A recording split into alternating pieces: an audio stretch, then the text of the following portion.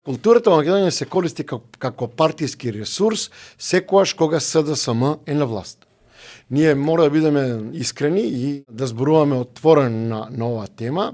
Јас тврдам дека од 1991 година до денес нема повеќе од 10 луѓе кои се бават со режија, а кои биле членови на партијата ВМРО ДПМН. Не постојат повеќе од 10 луѓе, а во Македонија преку 100 луѓе снимиле играни филмови.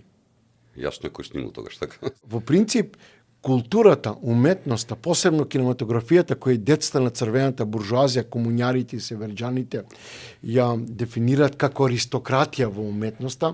А замисли левичари се за аристократија зборат. Има нешто уште пострашно.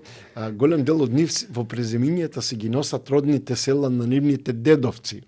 А се интерпретираат, нели, безмалку како некакви принчеви од Дебармало, кој е една општа трагедија која, нели, во принцип станува збор за проблем со идентитет, нели, кога ти ќе заборавиш од кое село е дедо, ти си завршил, нели, како човек, нели, кој си, што си.